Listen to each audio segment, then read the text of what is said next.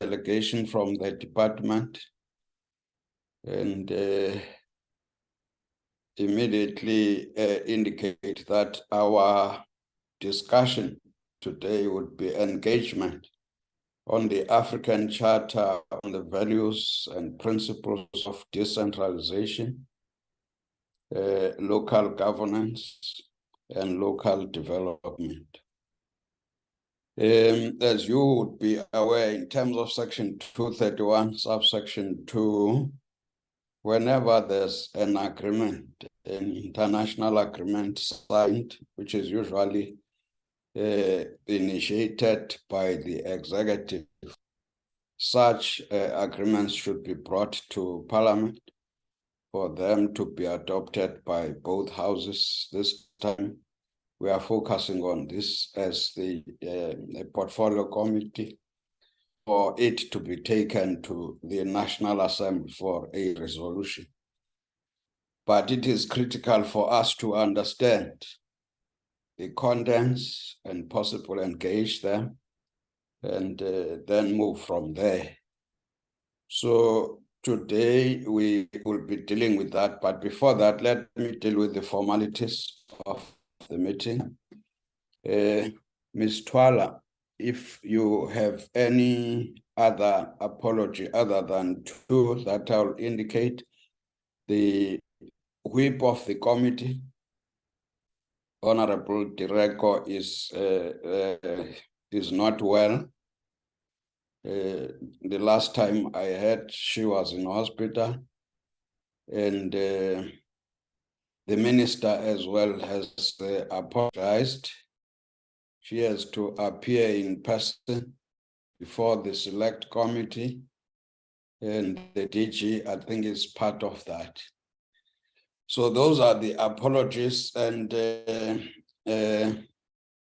the message I was given is that the DG who is going to lead to this committee, and that DG is DG Kevin Naidu, is going to lead the delegation. They are just here to brief us about this so that we can understand what would be taking to part. Any further apology?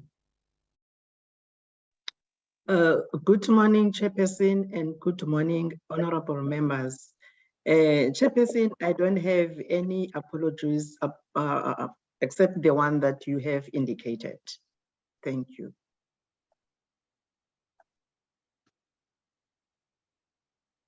Do we form a quorum?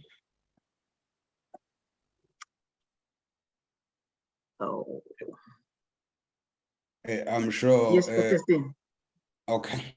Yes, Chairperson, we do. Thank you. We form a quorum. Thank you very much. Honorable members, anybody who's going to leave early or whatever, honorable space.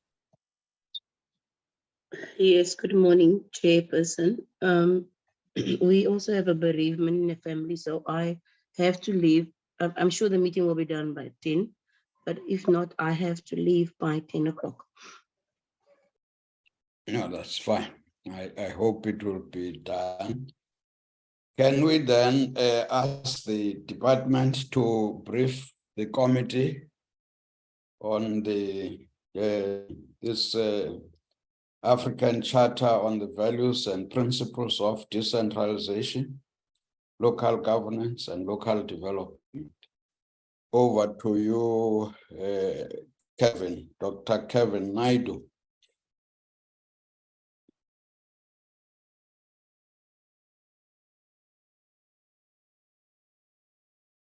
Dr. Kevin Naidu.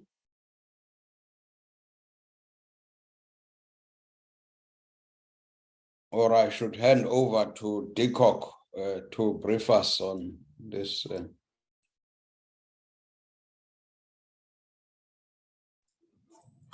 Good morning, Honorable Chair. It's Mr. McCommons here from the Department of Cooperative Governance. Can you hear me? Yeah. Thank you, Chair. I think Dr. Naidu is just being kicked out. So I think we can just go straight into the presentation. I'm going to ask Mr. Kazi, Chepo Kazi, to lead us in the presentation. Thanks, Chair. Chepo. Thank you.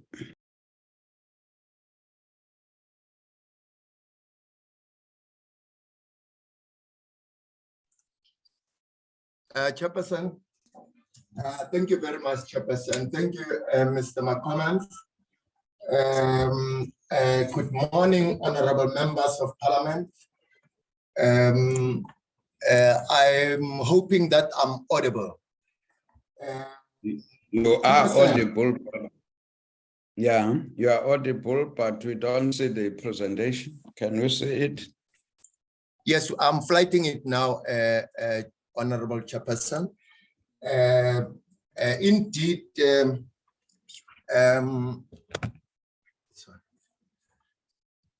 we have been requested to come and present on the African Union Charter on the values, principles and decentralization of local governance and local development. Yeah, I'm trying to put the slide. Yes, you can see it. Yes, sir. The purpose of the presentation is to apprise and acquaint the portfolio committee on the contents of the charter, and importantly, to request approval or ratification of the decentralization charter. In this regard, we are seeking or soliciting some guidance. Given the time frame that has been allocated for us to present on this, we've basically have we'll be guided by the chair. We basically have three options. The first option is to provide a full 47-slide clause-by-clause presentation, and this will cover the background first, then clause-by-clause verbatim extrapolation of the provision of the charter, ending with the issues covering such issues as constitutional implications, financial implications, and the likes. The second option is a hybrid presentation on providing a historical background. Then we fly the charter itself and go through the charter clause by clause, then end with pertinent information such as constitutional implication and all. The third option, as we are looking that probably we have been allocated almost 30 minutes for our presentation, is a shortened 13-slide presentation that summarizes the historical factors and provides for the salient features of the decentralization of the chart. So we are not too sure which approach can we take, Chair, in engaging with honorable members of Parliament in this regard. We are seeking advice in this regard. Thank you. Honorable Chair. Yes.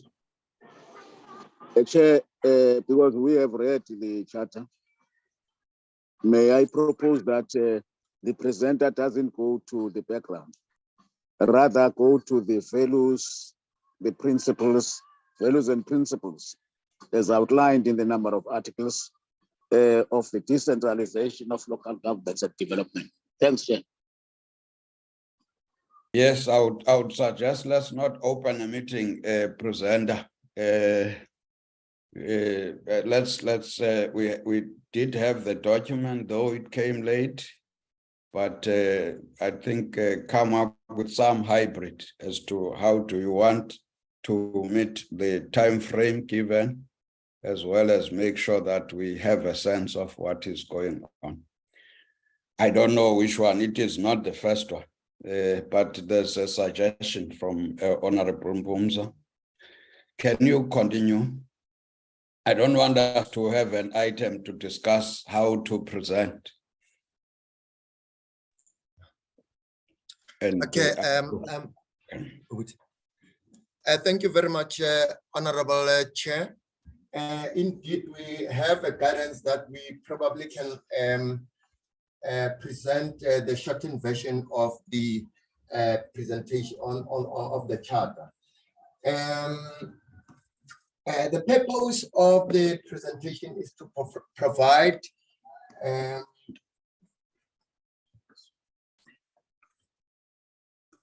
I'm sorry, the slide seems not to be moving. I'm trying to move it.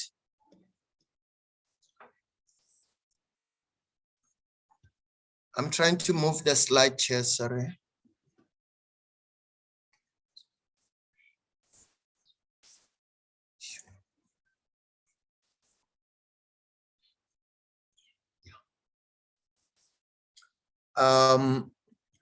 Apologies for that, Chair. The purpose of this presentation is to provide the portfolio committee with a summary of key milestones in the signing of the African Union on the values and principles of decentralization, local governance, and local development, also popularly known as the Decentralization Charter. To request the portfolio committee and the National Assembly to approve and ratify the Decentralization Charter in terms of Section 231, subsection 2 of the Constitution, of which, if we may be reminded that Section 231(2) of the Constitution under the international agreements provides that an international agreement binds the Republic only after it has been approved by the resolution in both the National Assembly and the National Council of Provinces, unless it is an agreement referred to in subsection 3, which is an international agreement of a technical, administrative, or executive in nature and not requiring approval or ratification. It has to be indicated that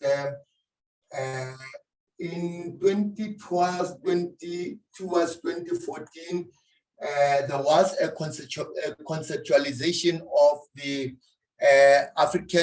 of the framework for decentralization in Africa.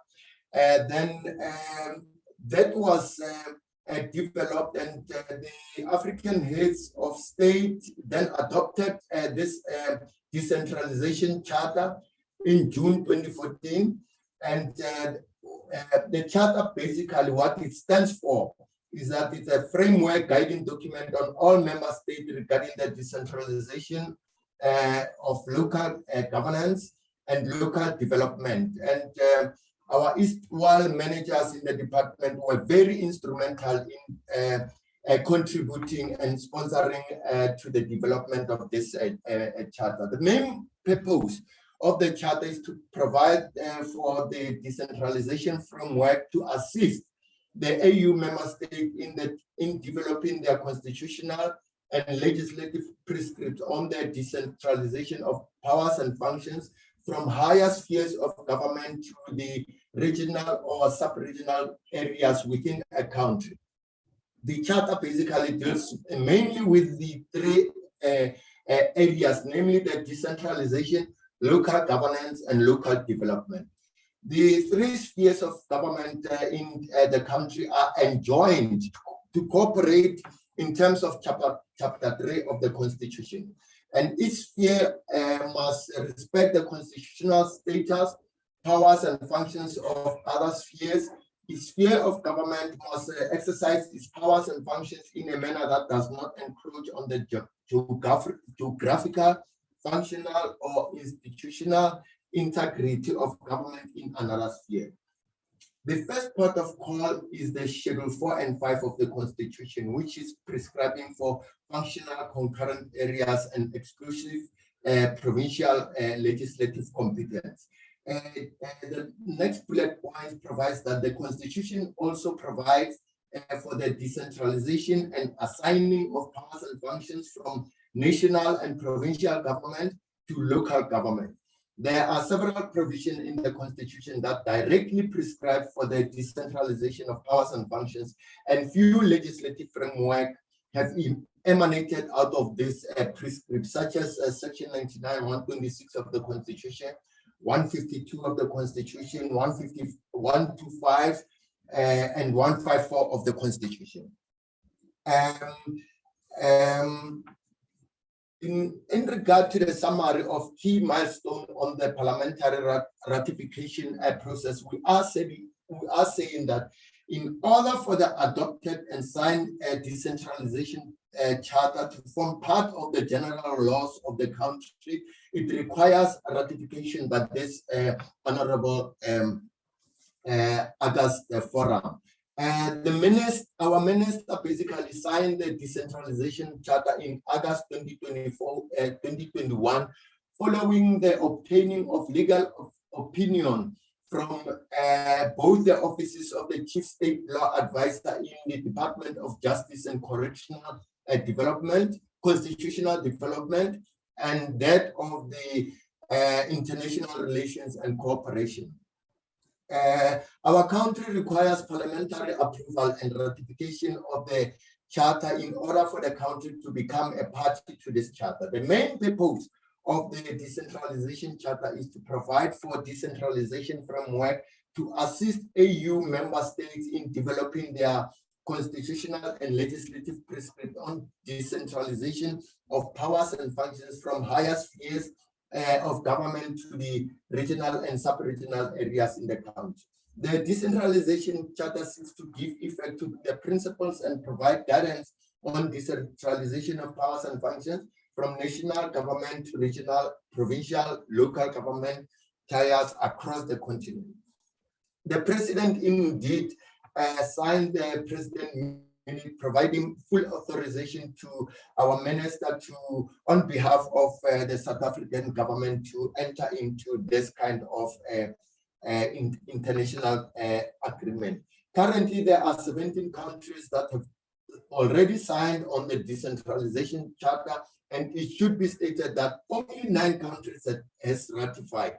As soon as the 15-country member state has deposited and signed and ratified the charter, it will universally come into effect to all signatory states. Chairperson, coming to the brief chapters of the charter itself, in the next 2 slides, is that Article 1 to 5 of Chapter 1 of the charter provides for the definition and key concepts, the objectives, the scope and core values of the charter, and amongst other definitions that they include the definition of what a decentralization is. And it says it's contained in there that the decentralization means the transfer of power, responsibilities, capabilities, and resources from national to all sub-national levels of government, with the aim of strengthening the ability of the latter to both foster people's participation and delivery of quality services. Articles 5 to 17, that's Chapter 2, covers the principles that underpin the approach to decentralization, local governance, and local development in Africa. And that includes Article 5 deals with principles on local government, Article 6 principle on subsidiaries, 7 principles on resource mobilization and local economic development, 8 principle on diversity and differentiations, 9 principle on legality, 10 principles on inclusions, equity and equality, 11 principles on shared responsibility and complementarity, 12 principles on participation, 13 principles on representations, 14 principles on transparency, accountability, and ethical behavior, 15 principles on mainstreaming gender, youth, and disability, 16 principles on efficacy, and 17 principles on solidarity, cooperation, and partnership.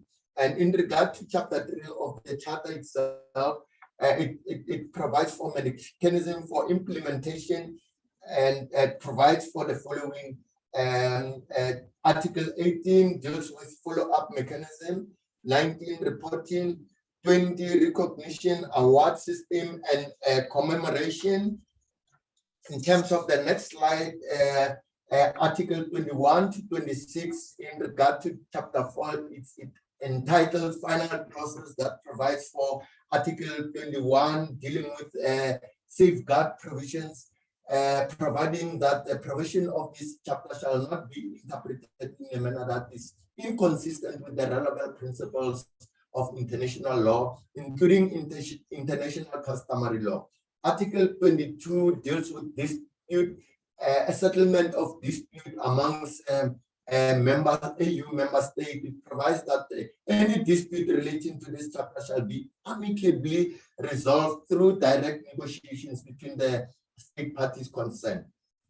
Article 23 deals with signature, ratification, and accession. It provides that the charter shall be open to all member states of the African Union for signature, ratification, or accession in conformity with their respective constitutional procedures. Article 24 is entry into force. It states that this charter shall enter into force 30 days after the date of this receipt by the chairperson of the Commission of the AU 15th instrument for ratification.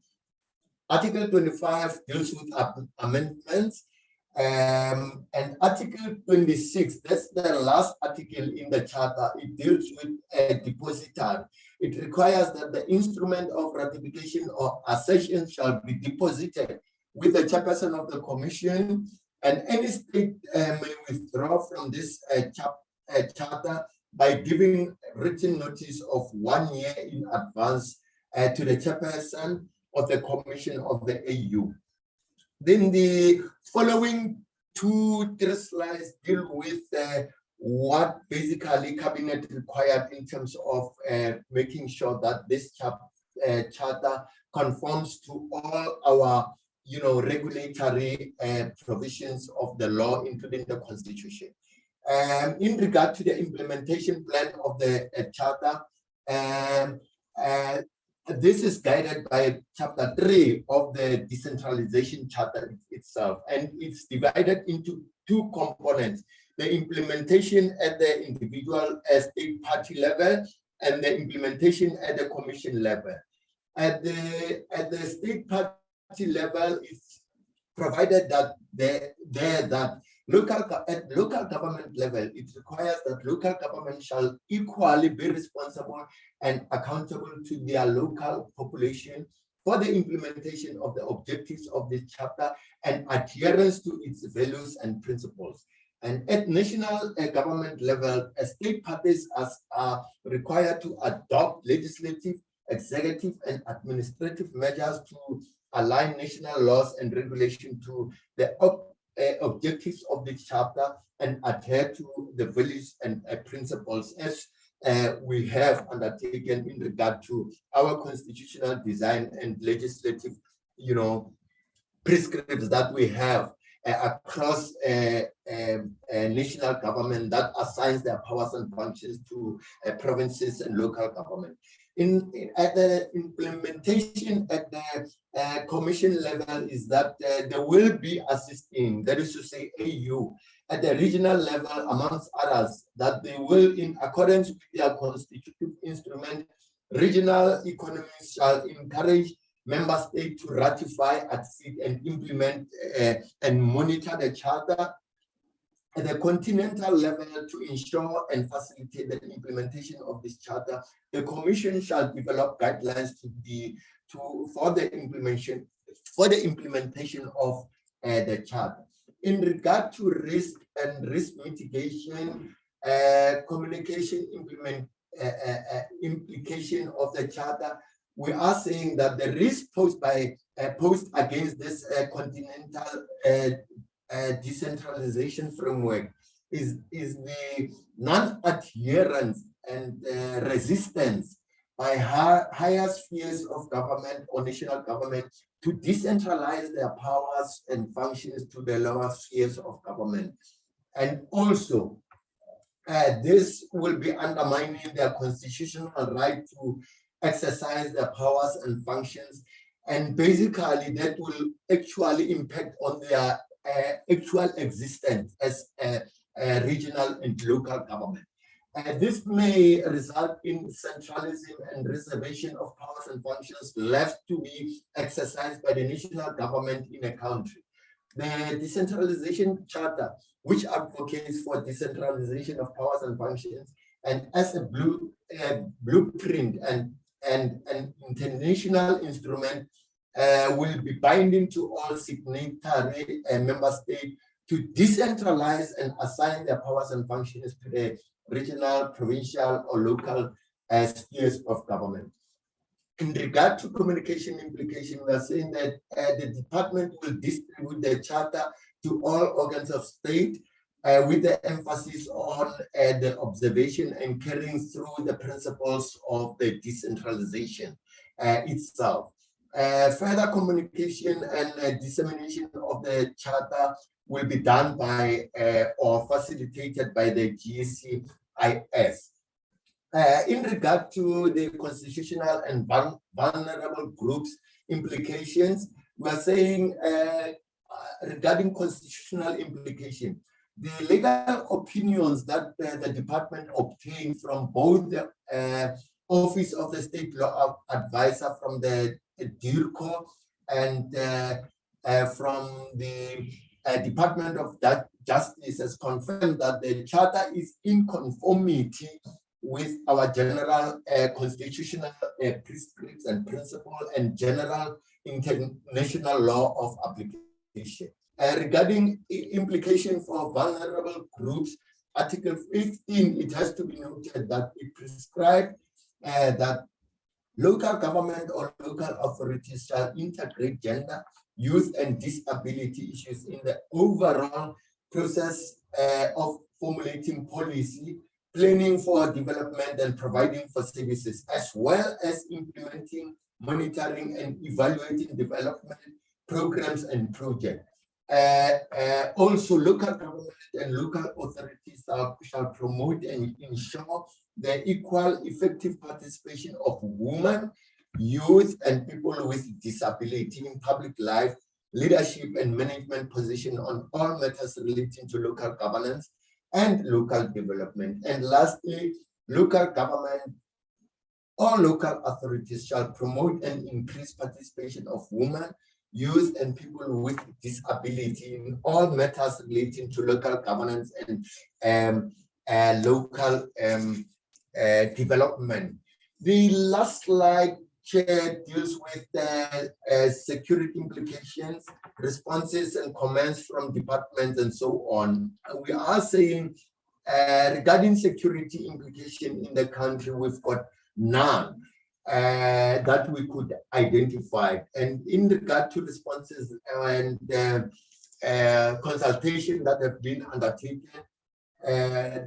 as we did indicate, the Chief State Law Advisors in DIRCO and the Department of Justice indeed were contacted, and we obtained legal opinion that this decentralization charter is in conformity with both domestic and international law.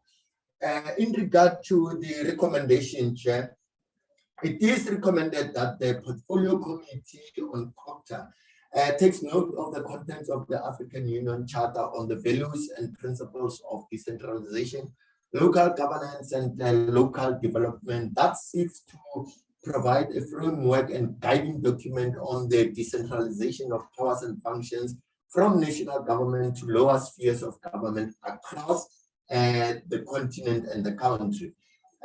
Also take note of prior obligatory processing of the charter through the AU clusters and through to cabinet clusters and the ultimate cabinet approval.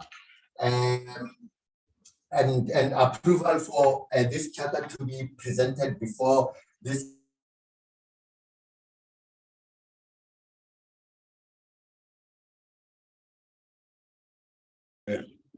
I'm not sure what has happened, but we can see the last points there. Is the presenter still there? We lost him. We lost Chair, I him. think we lost. Sorry. Okay. Okay. Honorable members, I think he was almost at the last point. There's nothing much that we have lost. And I think we can see the recommendations as they are still flighted there. So one would actually allow members to consider and deliberate on the matter and ultimately decide. I see the end of Honorable Peza, Honorable Mbumza. For now, I see those two hands. That gentleman must be advised now. We have noted then Opperman, Honorable Opperman. Can we start Honorable Peza? I don't know how we control that noise. Honorable Peza, I see Honorable Kalipi in the end. Come in, Honorable Peza, welcome. We did get information that you are not. Thank you very much. Yes. Yes. I'm back now, Chair. Welcome. Good evening. I mean, good morning to all of you, honorable members. It's been a while, but I'm a bit rusty and confused because, Chair, historically, you would understand that decentralization victored over federalism along the period of the reforms and the democratization process of negotiation during that time. And the question that I have of clarity is whether now that there's this concept of decentralization that we have to ratify as the committee, is whether indeed the devolution of these powers to subnational governments have indeed impacted and gave rise to the intended outcomes. I'm wondering because if you've got a situation that in the current status quo of local government, this decentralization gets quite often complicated by various factors such as incomplete statutory reforms, Chair, and resources retained by central actors. And then you've got issues pertaining to that particular resources being controlled at a national level and provincial level.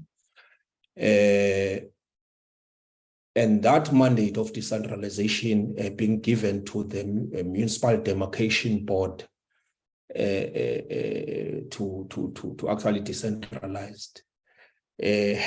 Did it mean that it has its intentions fulfilled, Chair, in terms of fiscal decentralization, first of all? Because in terms of the resources of localities being consumed, paying, for instance, the salaries of officials, and the ineffective local councils, poor organization, internal divisions, whether these things are not inviting, Chair, re-centralization when an intervention, a restorative process that is supposed to correct the manner in which those municipalities are actually not able to discharge on their mandate, used, Chair, for political scoring, of the opponents within that particular ruling party. I don't care which one, whether the ANC, the DA, or anything, because there are always factions and interest.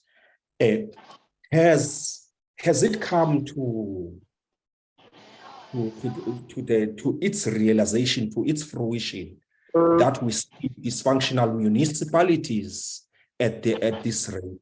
Has it come to its fruition that in terms of fiscal decentralization, municipalities get to discharge, to be given complicated, are expected to deliver on complicated tasks, right? And then now, I don't know what. Honorable Mbumza, please. Okay. Honorable Mbumza, can you? Honorable Mbumza must mute. He is distracting my thought process, Chair. Honorable Mbumza, please. Okay. Yeah, he actually has distracted my thought process. But be that as it may, Chair, I was on fiscal decentralization. Local resources usually being controlled there, Chair. And local government expected to execute highly complex tasks with few resources. This we have said in terms of the division of revenue, Chair, of the monies that are raised nationally and ultimately controlled by national and provincial governments, and then the resulting into a government that is at the coalface of service delivery in front of the people, not getting enough resources. Has decentralization achieved its intentions, as it were? And the last question, Chair, is pertaining to whether the decentralization concept has considered, in fact, the period of coalition government. How does it consider this period? Because we're in a very long period wherein there's going to be the warring of ideologies in terms of for instance, on our side, we don't believe that people reside in a province at all. There can be national and people reside, all of us, in local government, and yet local government is the most is the worst funded sphere of government, without the actual explanation as to what is the role of the province anyway, and the district, which looks like a duplication of structures, and in terms of what the demarcation board categorization that we questioned here even. Thank you, Chair. Thank you. Honorable Mbumza. Thank you very much, Honorable Chairperson, and good morning to members. Chair, let's welcome the presentation of the values and principles on the decentralization charter. Whilst we welcome, Chair, the decentralization charter as a key critical document in ensuring that communities in villages and cities throughout the African continent would actually fully participate in the affairs of their own lives through the values and the principles that's articulated in Article 5 and 6. Chair, at the time of at the genesis of this particular values and principles, why we say they're important, because at that particular time, as it has been evolving, we're aware that in some of our sister countries, you would get a situation where A minister of local government would also be a mayor of all cities in a particular country, which I think this has triggered the development of this particular key, important and significant document to deepen democracy through decentralization, local governments, and local development. Whilst the principles and the values are of importance and very much, however, Chair, there is a concern around the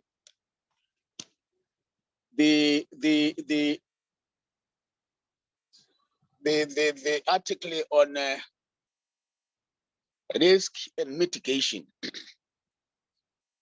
That when some national governments would resist the implementation of other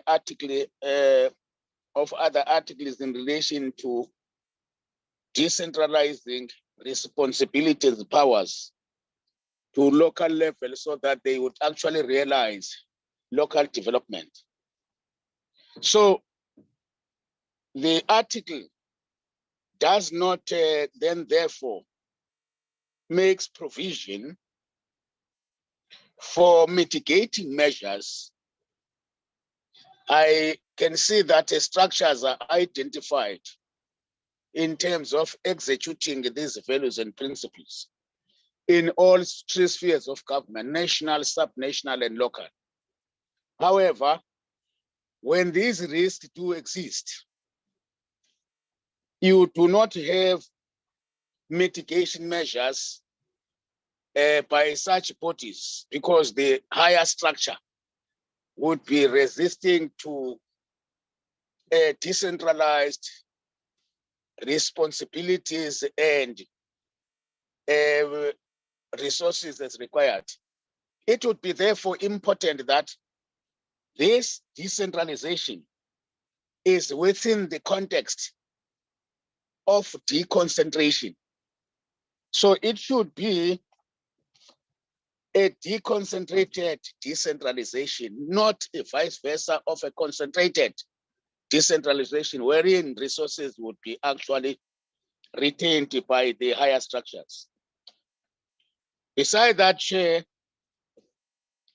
we actually accept these principles and the values as outlined in the charter. And we think that this charter is a gateway towards actually decentralizing power and democracy into the local space. Thanks, Chair. Thank you very much, Honorable Opperman. Chairperson, good morning. Good morning, colleagues. I just have two questions, Chair. I'd like to know, can we be enlightened as to what were the opinions of the state law advisor to the Cooperative minister prior to her signing of this charter? And how does Article 7 and 17 enhance or affect the district development model at a provincial level? And how does it also enhance the current intervention strategies at a national level to our local levels? Thank you, Chair. Thank you, Honorable Mkhalip. Thanks, Chair. Good morning, colleagues. Good morning to you, Chair, and Department. I think, Chair, this is progressive in terms of the AU. More of these charters must be developed for our African continent. I think we must also thank them, although the process, it seems as if it has taken too long, because if I peruse in one of the presentation is either from the department or is from the AU itself, the process started in 2014 to develop this charter. But we need more of these charters, Chair, especially in the continent. I want to ask from the department if the SADC have similar charter, or how are we going to ensure that the SADC also adhere to this kind of progressive charters that has been developed by the AU.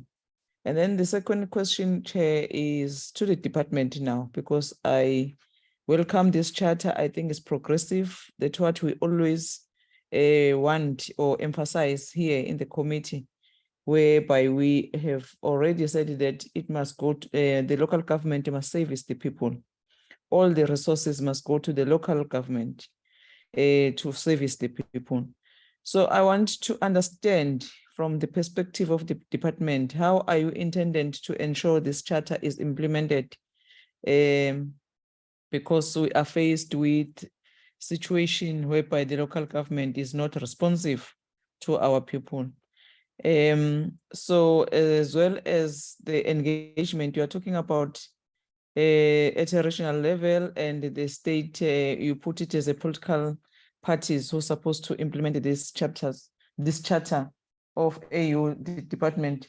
But now decentralization means that all resources must go and service the local government, of which is 100%.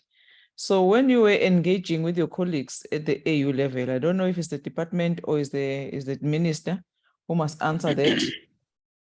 How did you view the issue of provinces? Because we have been saying that, in fact, there is no need for the provinces to exist if we want to ensure that the local government is what we intended to be, whereby people does not suffer under local government. So this charter, when it talks about decentralization, did the people who were presenting us in South Africa in those discussions, did they also engage in terms of the provinces, which is there in South Africa? I'm sure in all other African continent or states, there is sort of provinces. What is the role of provinces if this charter has to go and be implemented at a local level? Those are my two questions. And then to emphasize on the department, how do you intend to implement this? Because most of the things, especially the principles that are here in this charter, are the things that we always on daily basis when you engage with your department, saying that this must happen. So this charter is talking exactly our language as the committee. So you as a department, are you ready to implement the charter? Because I know the committee won't have a problem to support and then to say to National Assembly, please let us support and adopt this charter, because we are also the member state of AU. So at the department level, you were just summarizing what is already there in a form of AU presentation, but you are not telling us exactly what are you going to do to ensure all these principles that are here in this charter, how are they going to be implemented? Thank you, Chair. Thank you very much, honorable members. Can we allow the department to comment on some of the issues raised? And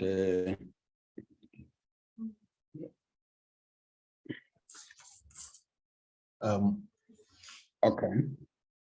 Chairperson, thank you very much, Chairperson, and thanks to the honorable members of Parliament on those questions and inputs.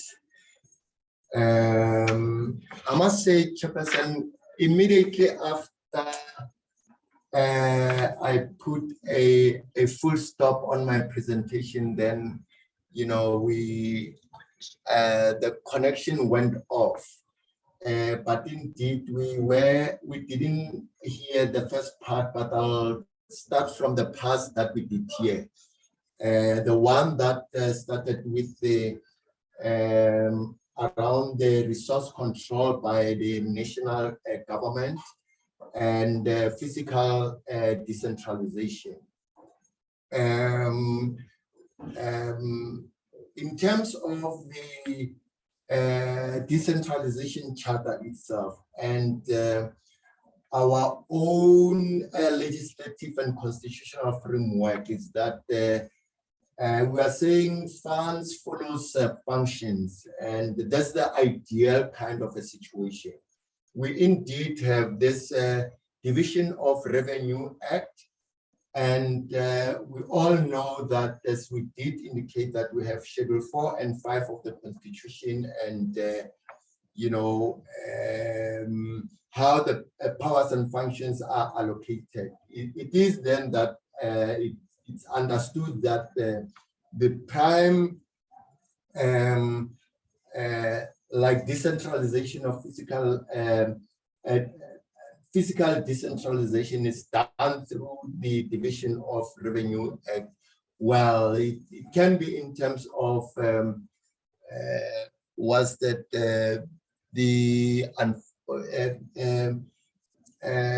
isn't it that in the Division of Revenue Act there are funds which have been allocated specifically that they cannot be used for any other thing, and others are just in terms of equitable share of which provinces and municipalities can use those funds as they can see fit.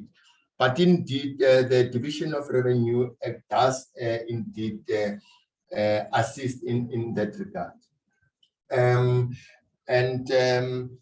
There was a discussion around the coalition government issues, and we are, you know, advancing to say that the decentralization of powers and functions, by and large, does not affect or get affected by the coalition.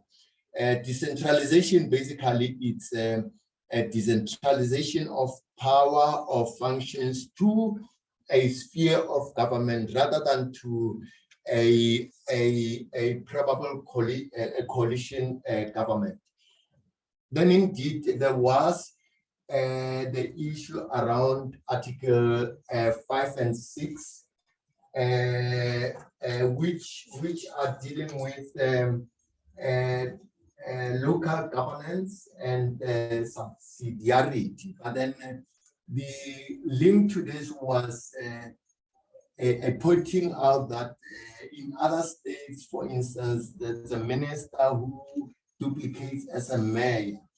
But then, yes, it's good that we are being provided with this kind of observation, and that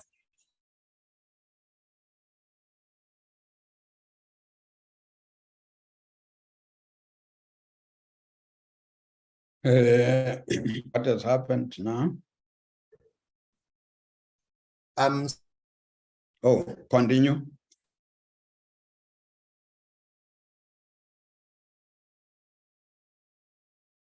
Sir Paul, can you continue? I'm on stage. I'm not too sure if I'm audible.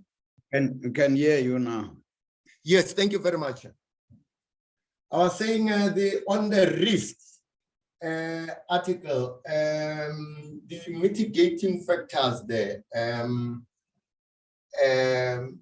We are saying, you see, yes, what is happening is that in African countries, by and large, there has been more centralism of powers and functions. Now, the charter itself has been brought to come assist African countries to deal with assigning their powers and functions to the lower spheres of government.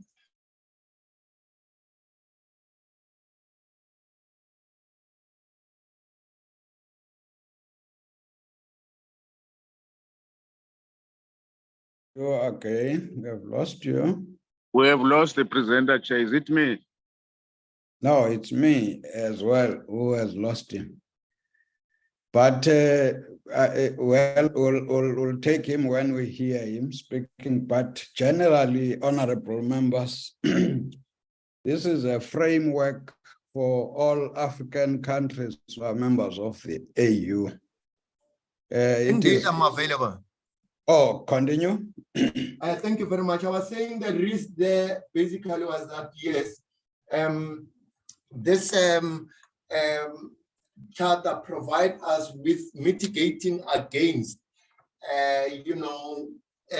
centralizing powers in a national or central government, of which the ideal situation is to decentralize powers and functions so that it can suit the regional economies, regional or provincial circumstances. With huge countries like DRC Congo, you would get into some risk of, getting some wars because of centralism of power. Now, if you do decentralize, you basically are trying to mitigate against those kind of things. Then regarding the legal opinions obtained, indeed, isn't it that to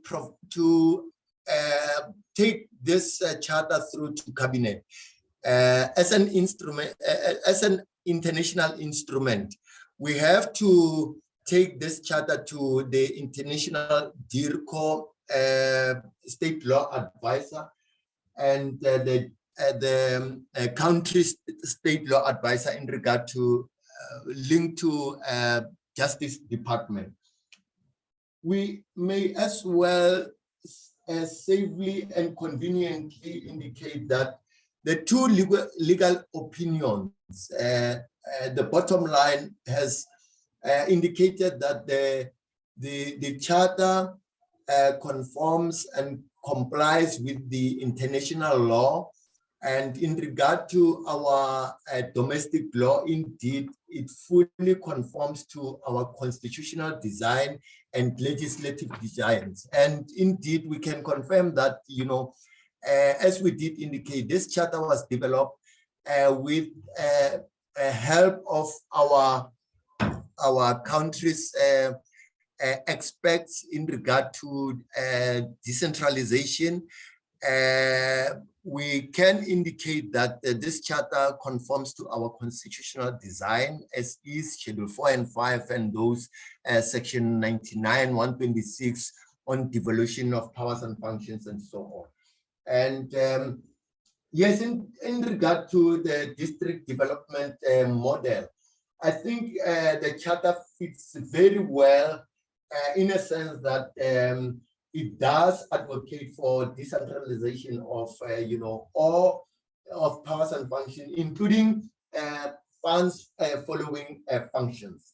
And the last one's, Chair, comments from Honorable Member of Parliament. It's the process taken to, it is being said that the process has taken too long, and indeed there was confusion within government as to who is supposed to be processing this charter, and all along the DIRCO people were saying they were the ones who are supposed to be taking that through, only to find out that no, this belongs to us. And then we did indeed enter into that fray and have taken over this particular process so that it can come to a better conclusion. And regarding the SADC countries, similar kind of an instrument is that we can confirm that well, this AU charter is universal for the African Union member state.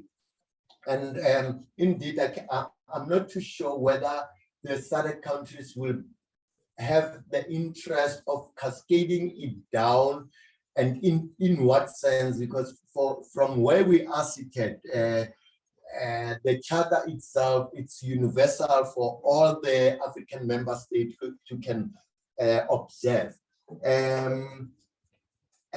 The last one was how are we to ensure the implementation of the charter itself? And how is the charter going to be implemented? And there was another a question on provinces, but if we are to deal with the questions that deals with how are we going to ensure like the implementation of the charter. Chair, I must hasten to say that even our colleagues can bear us testimony to say that we've now reviewed and looked at our performance, as the department and how the powers and functions are being undertaken. And we as a department of cooperative government, we are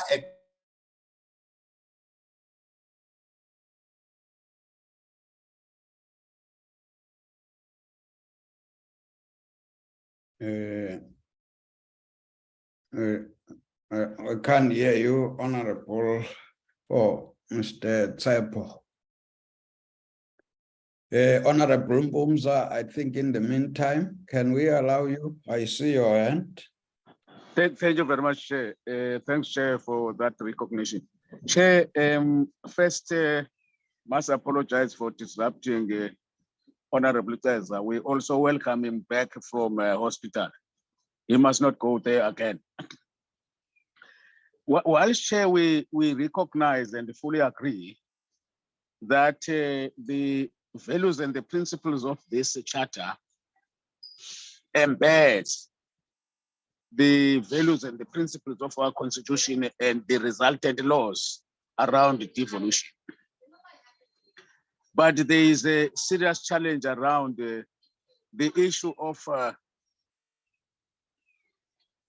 devolving and mobilizing and allocating the necessary resources for local economic development, which is a serious limitation in our own country, because we do not have a dedicated budget for local economic development. It's just hidden within, in terms of principles and formulas within your MIG, which is not realizable in a number of particularly small municipalities and small towns. That's why you do not see a serious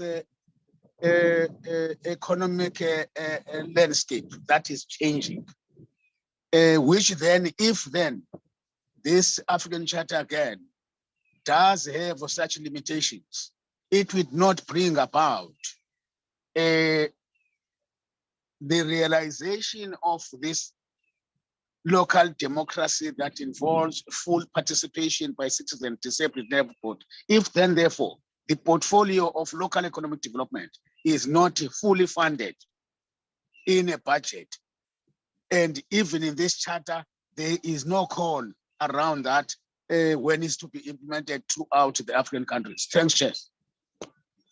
Thanks, Honorable Teza. I saw Honorable Teza. Covered, Chair, covered. Oh, covered. There's Waynet M. Thank you, Chairperson.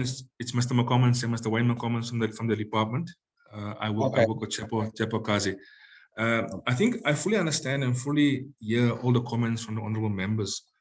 I think it's important that we understand, and Chepo, you will come in here if I'm putting it wrongly. We have to understand this charter within context. So as a country, already our local government system, Chairperson, is a model of decentralization. So already as a country, we have a system in place, and a lot of our laws and policies we have in place to support that system is based on this concept of decentralization.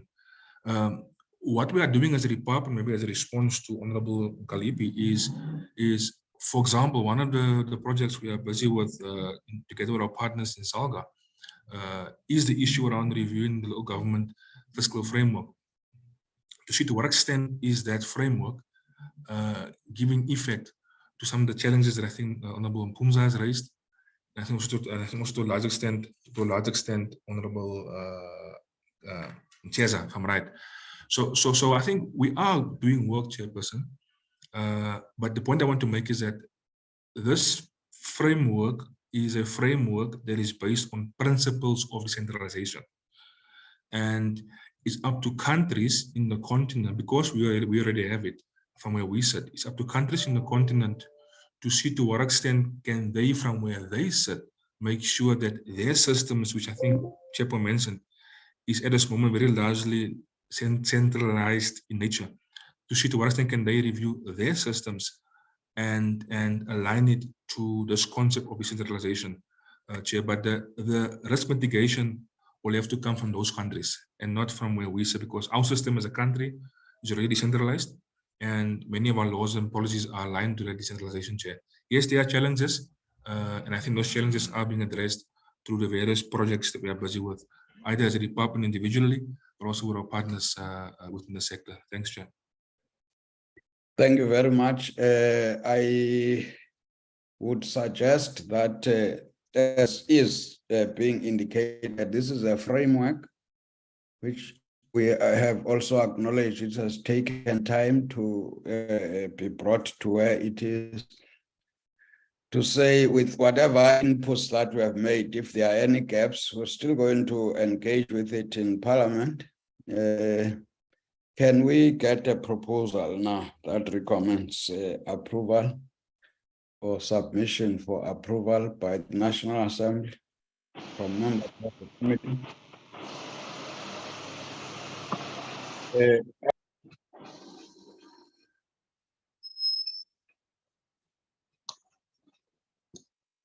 We lost you, Chair. Oh, you lost me. Honorable Oh, you are here. Honorable Mkalipi, I don't want to speak for you. With Yes, all clarities, yes. I move, Chair, for the charter to be adopted by the committee and to be sent to the National Assembly. Yes, I do second. Honorable Mbumza, Honorable Becky Hadebe. Thank you, Chair. No, I do second the Freedom Charter of African Municipalities to be sent to Parliament. There's no contrary view. The committee has agreed that this be sent to NA for approval. With that, honorable members, if there's nothing, this should be indicating the end of this meeting. The meeting is adjourned.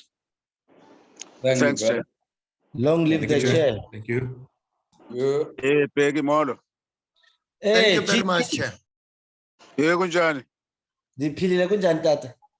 Sikhona ndakugcina le conference center Alfred Zoman. Hayi ndiphilile ndikhona. Siyabulela. Enkosi tata. Ciao.